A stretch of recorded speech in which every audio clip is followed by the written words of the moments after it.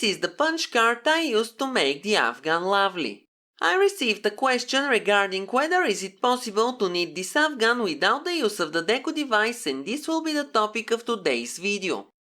If you examine the punch card, you will be able to see that its bottom half is used to make the border and the top part is used for the rest of the Afghan. At first, I will try to show you what the Deco device is doing so you can use this knowledge to translate different punch cards. To begin, I have to attach the card reader to the left so the leftmost marking on the Deco rail is aligned with the rightmost arrow on the card reader. The sensing feelers detect whether there are punched holes in the card. They have two positions. If they are forward close to the scale, there are no holes on the punch card, so all pushers above these feelers will stay in resting position. If the feelers are in the second position, there are holes punched in the card, so all pushers above these feelers will go in working position. If you use the Deco device, you have to insert the punch card until you get to the first row of the border. All pushers will be in resting position for the first row of the border, so the sensing feelers will be in their forward position. This is the perfect time to connect the punch card into a loop using the special plastic connectors. On my custom-made punch card, the first row of the Afghan starts on row 64 in the left viewfinder, but if yours is not the same, you have to feed it until you get to the first stuck row. All sensing feelers must be in their forward position. If you use the Deco, you also need to push the trip cam for the row counter to the left as far as it will go. Slide the Deco to the right, attach it to the front lock and set it to 4. I will use the Deco device only to show you the movement of the pushers, so pay close attention to them. The first 4 rows are tuck rows, so all of the pushers will stay in resting position. On every third row, the Deco will feed the card 1 row forward, and as you can see, the sensing feelers are in their second position. This means that the next 4 rows will be knit rows, so the Deco will put the pushers in working position.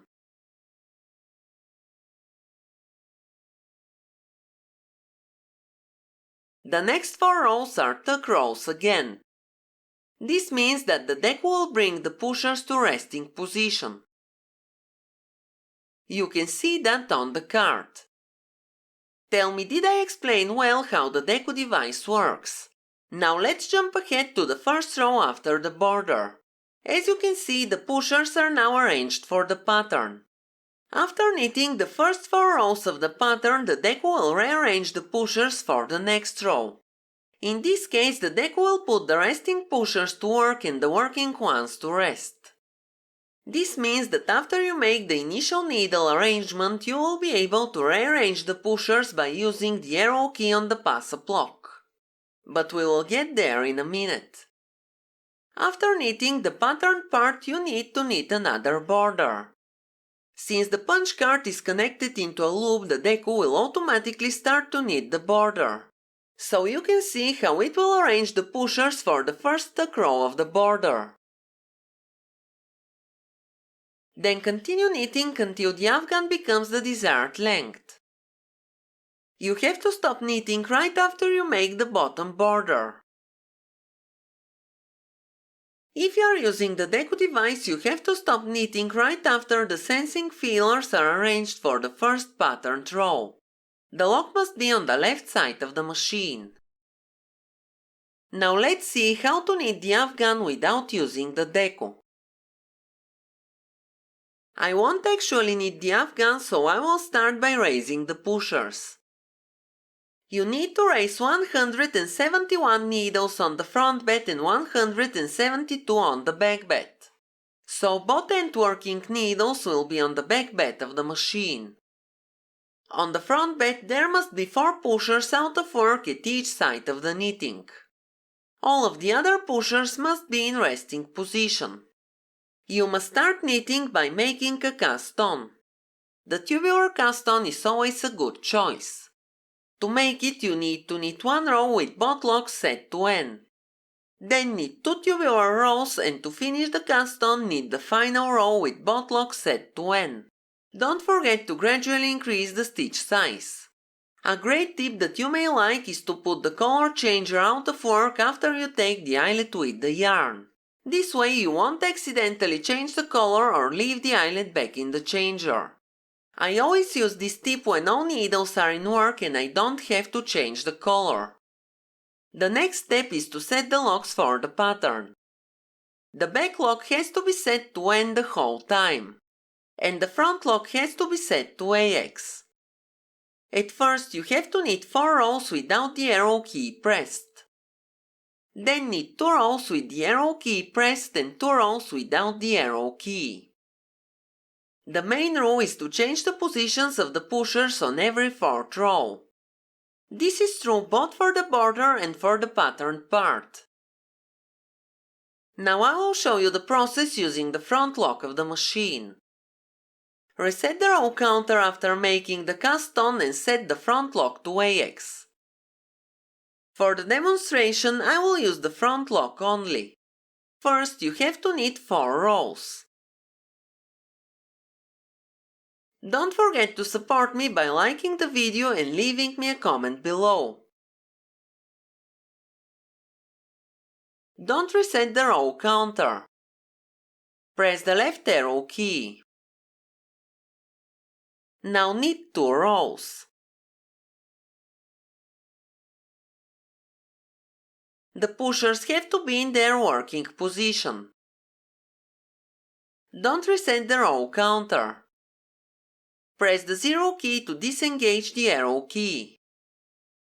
Now knit 2 rows. From now on you have to continue repeating these steps. First press the left arrow key and knit 2 rows. Then press the 0 key and knit 2 more rows. You have to repeat these steps until you knit the border. In my case, the border is made of 48 rows.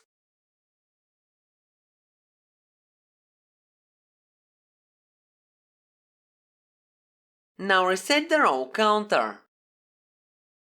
All the pushers will be in working position, so at first you have to bring all of them to rest. To do that, I will use my custom-made pusher alignment tool.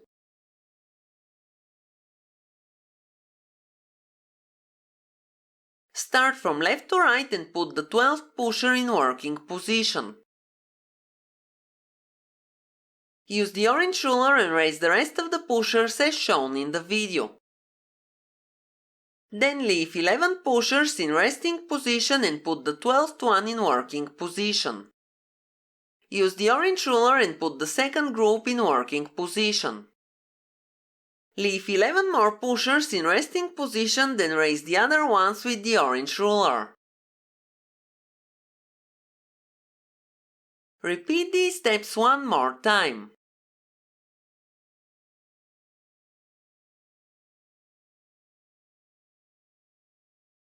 Now you must have 11 pushers in resting position at each end of the front bed. Now knit 4 rows. Tell me, have you ever tried to knit this Afghan and have you used the Deco device or have you manually arranged the pushers? Don't reset the row counter. Press the left arrow key and knit 2 rows.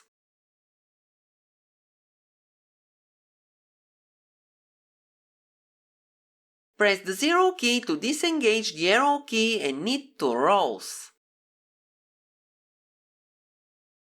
From now on you have to continue repeating these steps. Knit 2 rows with the left arrow key pressed, then press the 0 key and knit 2 more rows. You have to repeat these steps until you knit the patterned part. In my case, the patterned part is made of 128 rows. After knitting the patterned part, you have to knit another border. First, you have to put all pushers in resting position.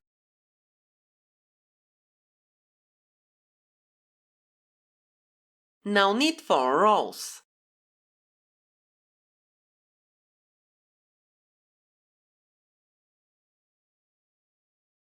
Press the left arrow key and knit 2 rows.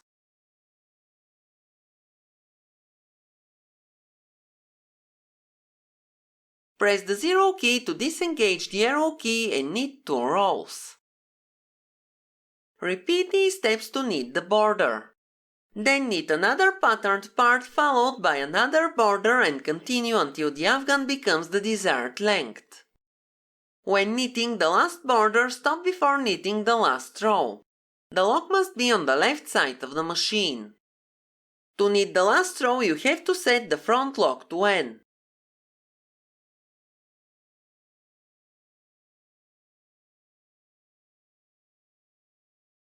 Now knit the last row of the afghan.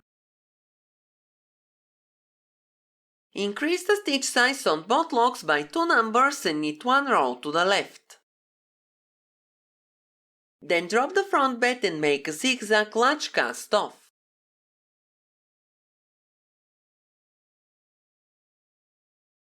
This is the final result.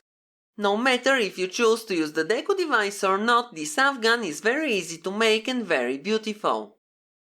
That's all for today. Have a nice day and see you in my next video.